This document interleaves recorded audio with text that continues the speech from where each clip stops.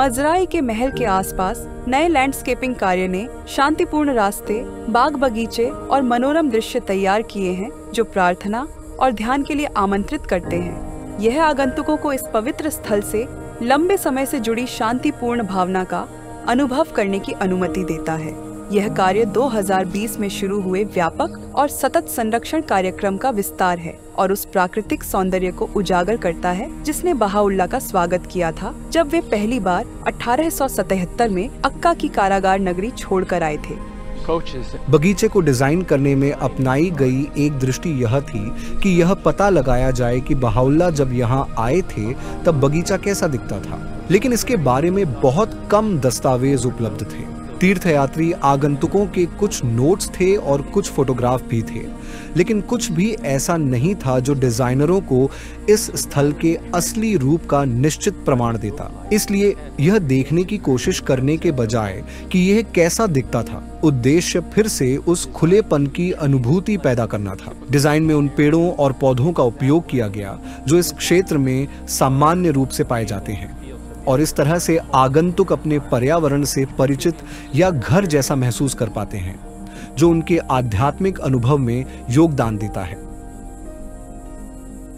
पक्के फर्श के सुगम मार्ग यह सुनिश्चित करते हैं कि सभी लोग बगीचों का अनुभव कर सकें और विचार पूर्वक रखे गए बेंच प्रार्थना और विश्राम के लिए स्थान प्रदान करते हैं। स्थल को पश्चिम और पूर्व में अलग अलग क्षेत्रों में व्यवस्थित किया गया है। संयोजित बगीचे मकान तक पहुंचने का मार्ग संवारते हैं, जबकि दक्षिण और दक्षिण पूर्व में संतरे के बाग जमीन को उनके कृषि धरोहर से जोड़ते हैं और संयोजित बगीचों के चारों ओर के क्षेत्रों में एक सुंदर सजाया गया मैदान आगंतुकों को घूमने और आनंद लेने के लिए एक बड़ा खुला स्थान प्रदान करता है।